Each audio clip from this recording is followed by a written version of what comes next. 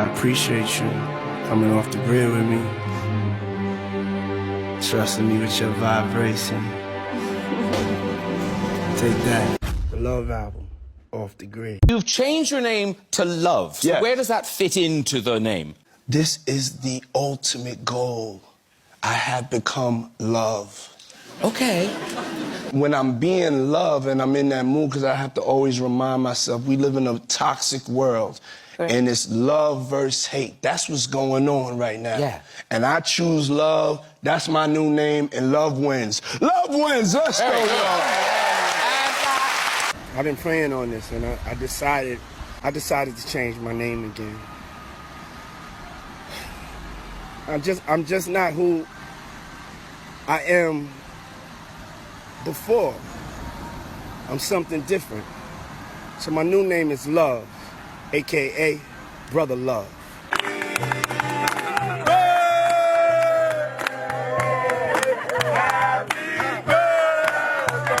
What happens when you're in bed? What do the women call you? What if they? There's so many names. What do they call out? Come on, I'm setting you up here. Nah, they usually scream God. Welcome back, Sleepyheads, and thanks for tuning in to another episode of Sleepy Aliens Perspective. I'm your host, H. Lee, and we need to talk about Diddy, red lights, and red pills. What do these things all mean in our world of secret spells and symbols? I think there's more to it, and I'm going to break it down for you.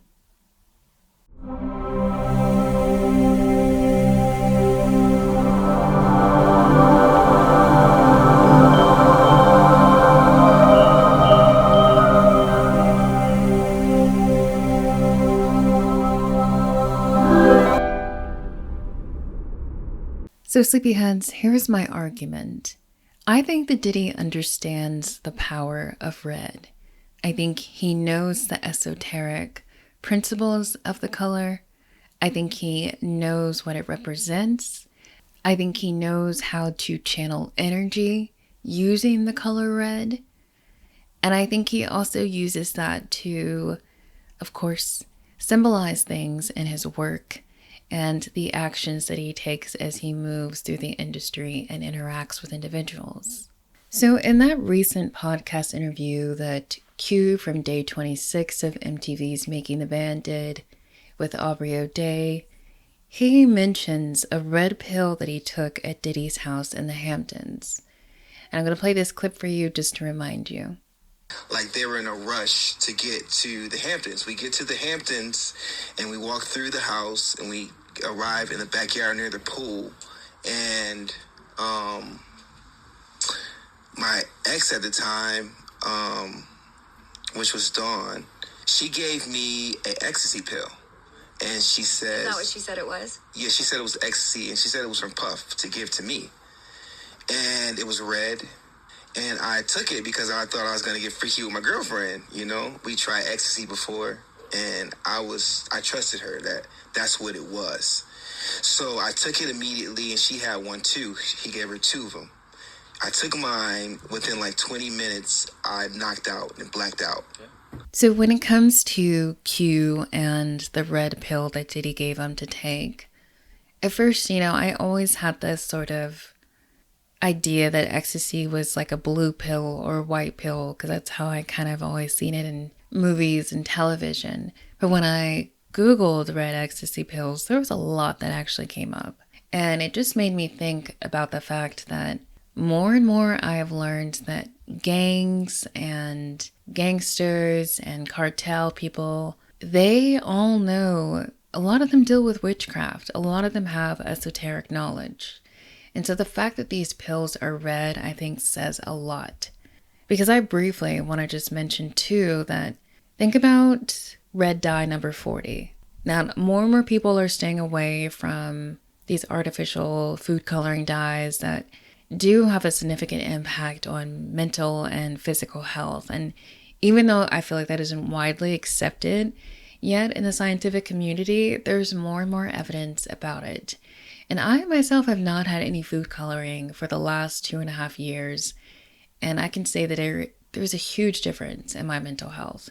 And this is someone who grew up in the 90s where there was food color in your ketchup, in your yogurts, and your pudding, and your cookies, and all the candy. Oh my God, there was just free candy everywhere in the 90s. You got it at school, you got it at the doctor's office, which none of that makes any sense. But red dye is made from petroleum, and some studies have linked red dye number 40 to mental and behavioral health disorders in children, particularly ADHD. And there's a really good TED Talk of a mom who basically removed food coloring from her son's diet, and he had a huge change on his behavioral issues and even his focus and other, mental health aspects.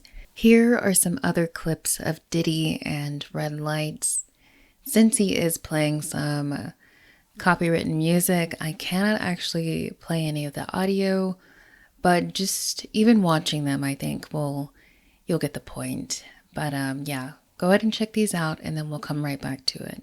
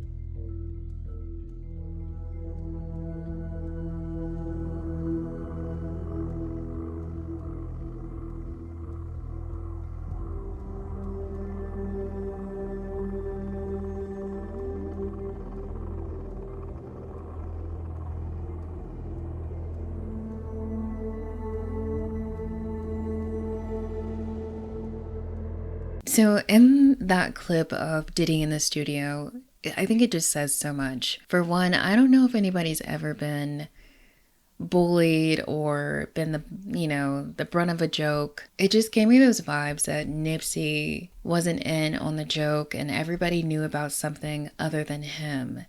And the way Diddy was watching him through his phone, it was giving creep, voyeur, and it was also saying like, I got you right where I want you.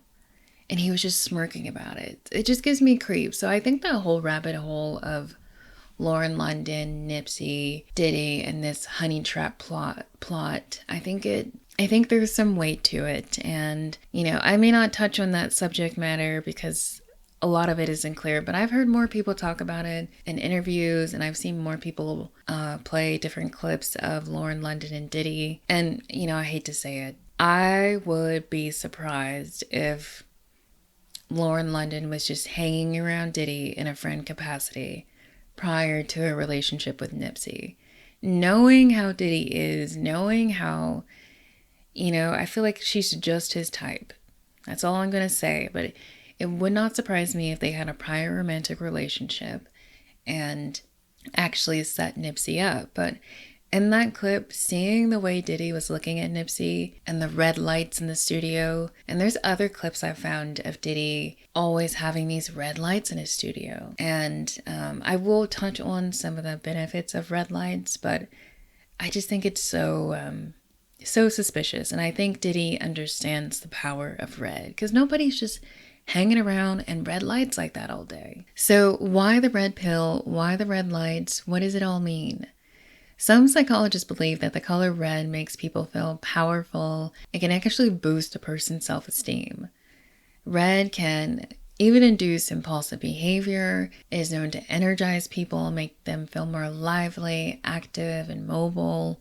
Red can elicit emotions of thrill and danger, making people feel like they want to live life on the edge a little bit. Red can stimulate a person's appetite, so think about all the fast food chains that incorporate the color red in their logos, right?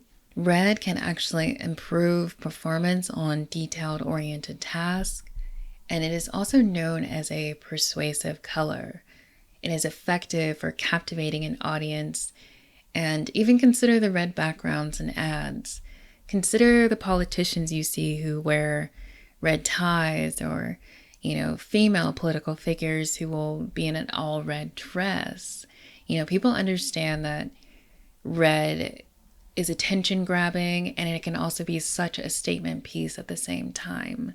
And on a more negative note, prolonged exposure to red lights can actually increase anxiety, cause overstimulation, and also feelings of stress. So I just keep thinking about that clip of Nipsey in the studio with Diddy and the red lights. Can you imagine being in a studio for 2+ hours with Diddy while he just has these red lights on and you're playing music, people are drinking?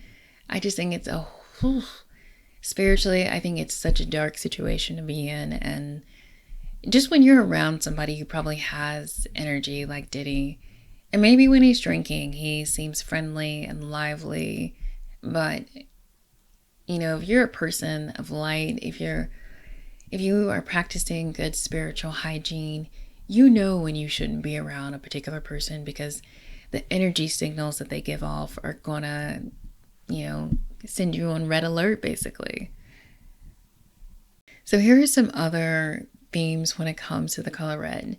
In my mind, I kind of made up this sort of spectrum of good and bad, and how the color red is used in this sense. So on the positive end of the spectrum, we have love. And then as we shift towards the middle, we have lust and passion and even blood.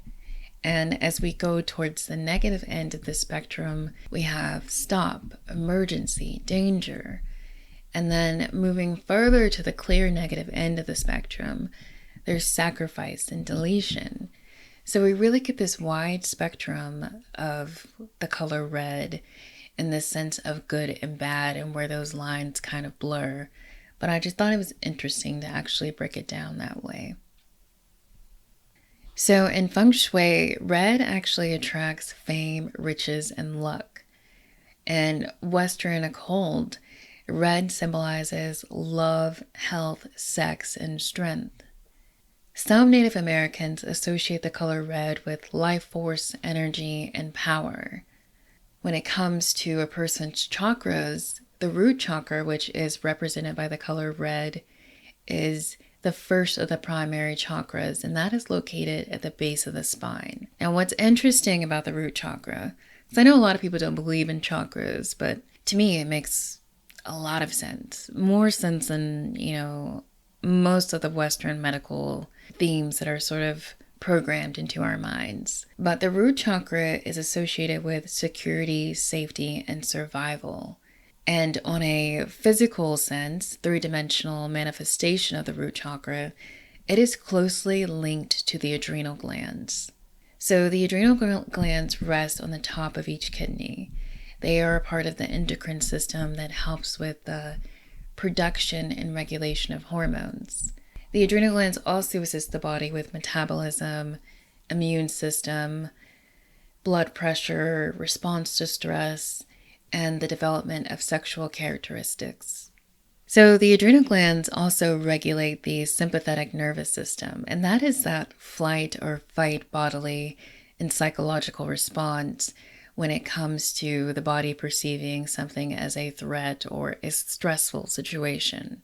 So an essential survival hormonal response to fight or flight is adrenaline. Adrenaline is produced when the body senses that stress and that threatening situation. And adrenaline will increase the heart rate, it will increase blood pressure, your breathing rate, and glucose levels. Essentially, that adrenaline is preparing the body to actually respond to that threatening situation. Now, on a darker, as conspiratorial as we can get it, I'm sure you guys know about this, but there are populations in our society that actually love that taste of adrenaline and blood. And when that adrenaline is produced, blood is extracted during that period.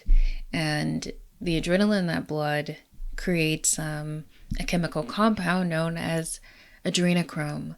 And to these particular people that enjoy the taste of adrenaline and blood, it provides them with a sense of youth, vitality, power, and it reinforces a very long-standing tradition in our society that goes back to the Babylonian era.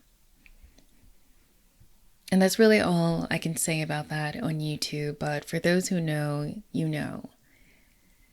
But I think it's so interesting that the root chakra is associated with the adrenal glands. And I actually didn't know about that, but I mean, on a physical sense, it makes sense because they're closely linked to that area. But man, when you think about the way that spiritual problems and the spirit body manifests into the 3D, I was like, wow, it really does validate those perspectives that many people have but aren't widely accepted. So I also just want to touch on really quick red light therapy.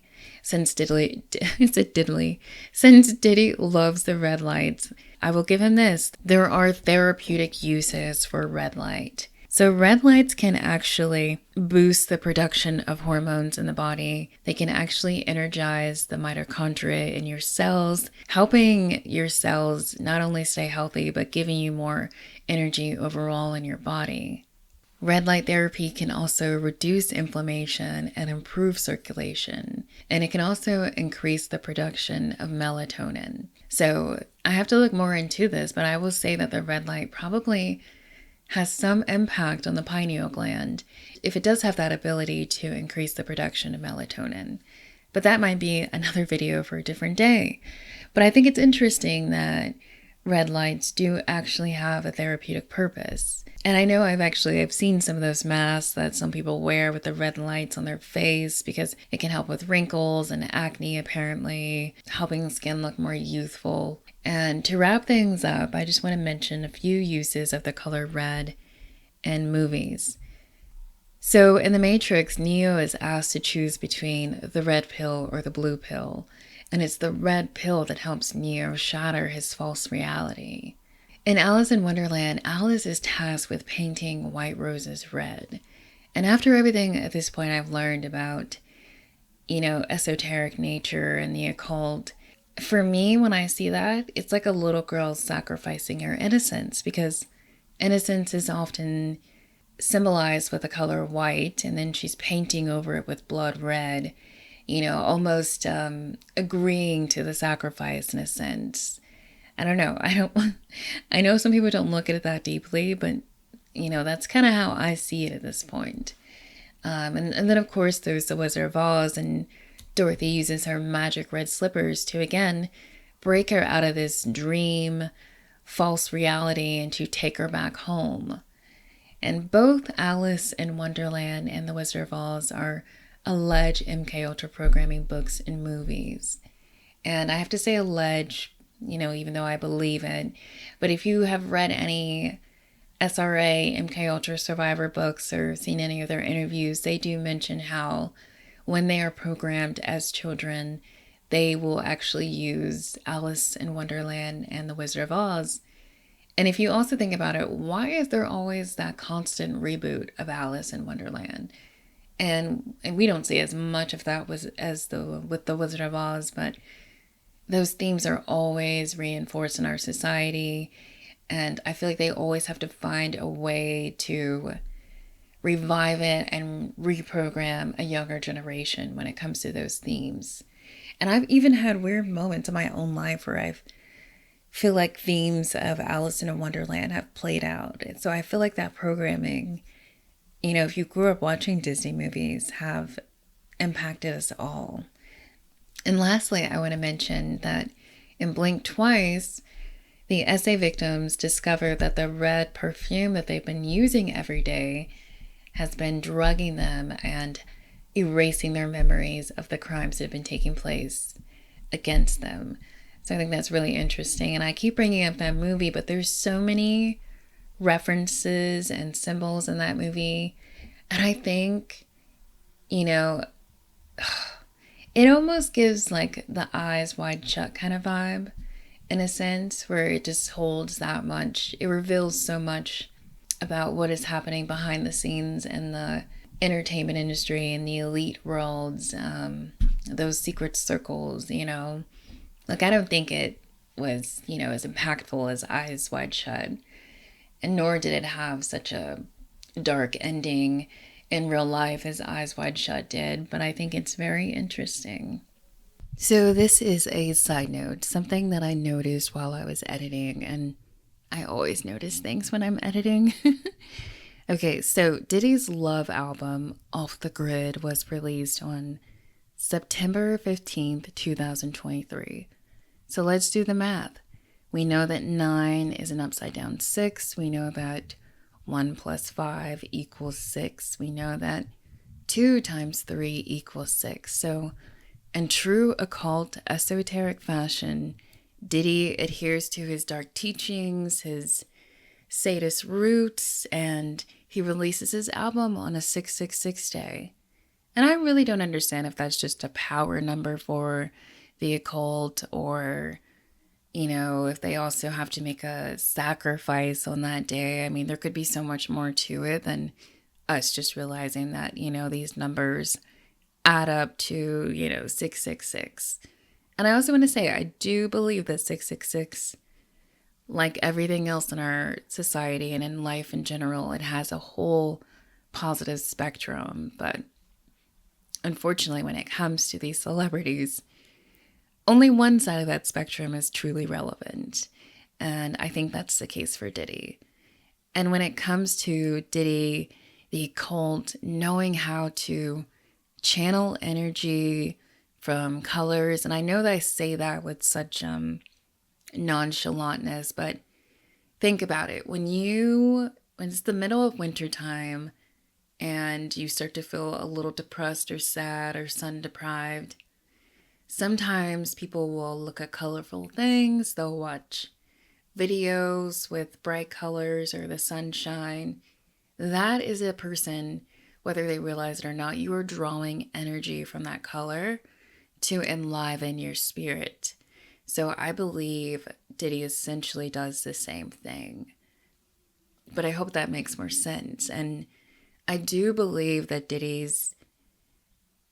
I think he may be an MK Ultra baby. I don't know how it worked out, but I think about the fact that his father was this alleged snitch who used to work for Frank Lucas. And I even saw this video, I have to look more into this, that Diddy went to this Catholic school. And apparently one of the people who run the school, they were just a predator, a full-on predator. And people assume that that's where Diddy may have been groomed and ABUSED for the first time. But then I also think about my last few videos, and if you haven't watched those, I suggest you do. But I spoke about Zara Marley, Bob Marley's not publicly recognized daughter, who met Diddy in the 90s. And she spoke about how when they first met, he confesses to her that he's an SRA victim. From the time he was 4 years old throughout his childhood, he was sadistically, ritually ABUSED. And when it comes to full sadism, that's physical, that's sexual, that's psychological. You get all three in that process.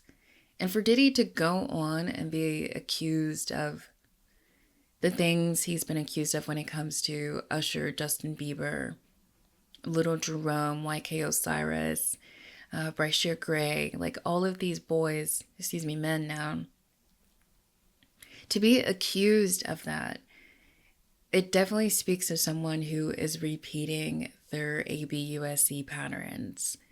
And then to have all of these stories come out about the freak offs and what Diddy likes to do, Because one of the things that I've learned and that Zara Marley talked about, a lot of kids who experience SRA, they grow up to become sex addicts because they are forced into these sex rituals from such a young age. And when you open up a child's sexuality, it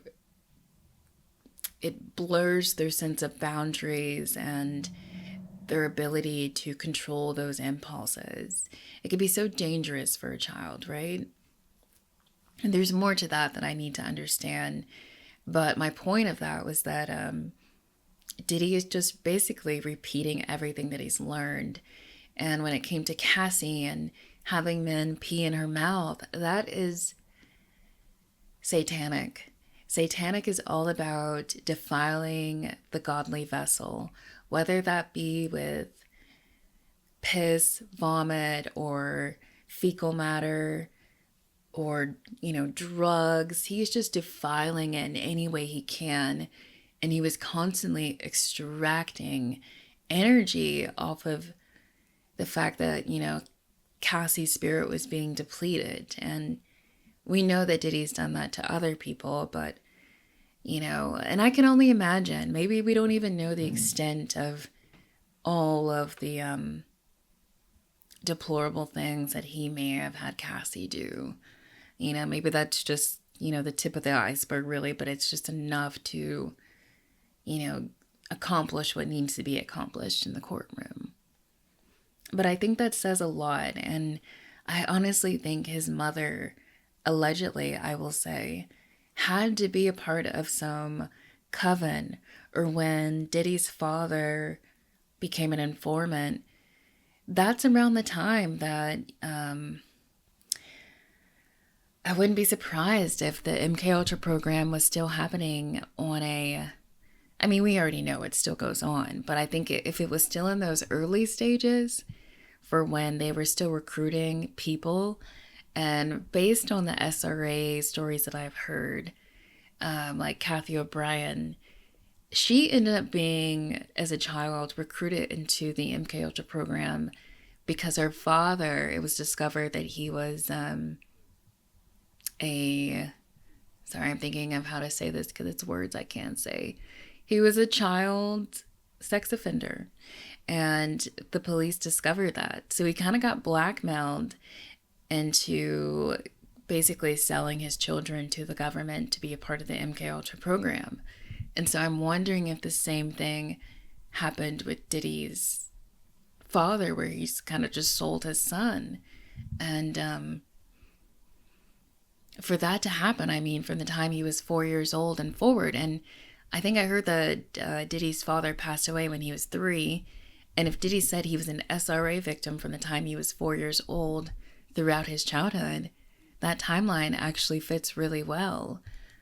But I think his mother, allegedly, I would say, pretty much oversaw that he went through that satanic programming and being an SRA victim and an MK Ultra victim.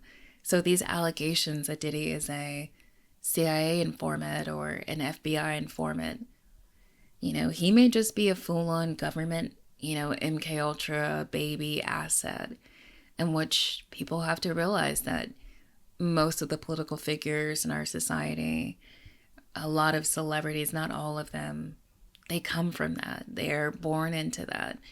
Their parents sell them at a very young age for that opportunity and for their children to have these amazing careers. And think about what Mariah Carey's sister alleged about her mother. Basically, being a part of this coven and forcing her to become an SRA victim and to participate in all these sadist rituals. And that's where a lot of her trauma still stemmed from. And, I think that's why she engaged in drugs the way that she did. And she basically explained that that's how her mother secured Mariah Carey's career and also their wealth as a family in general. So I think just from the amount of SRA and MK stories I've heard, it's the parents who basically pimp their kids out, sell them out. So it makes so much sense. And I think Diddy's understanding of the occult, I think it goes all the way to his childhood. I know I'm going on a rant here, so I'm going to stop. But I lastly just want to say, you know, Diddy is absolutely comfortable with the color red. And we see that not only in the Love album, but just think about, you know, how often we see him wearing red and the red lights in the studio. This man understands the process of channeling energy from the color red and also impacting other people's energy with the color red. And let's be real, this man has sacrificed a lot to get to where he is. Whether that be, you know, the artist on his record label or, you know, his family in a sense, because for someone to do as much as Diddy was doing and to not think that at one point it was going to come back and bite him, and then his kids would have to pay for, you know, the sins of their father, essentially. I mean, this man, he truly, if any color were to be fitting of his personality, I would say that it is the color red. But yeah, I'm going to stop rambling there. But Sleepyheads, let me know what you think in the comments about everything that I touched on. And thank you so much for listening and tuning in. Be sure to like, share, and subscribe, Sleepyheads. And I hope you guys have a good night, and I will talk to you soon.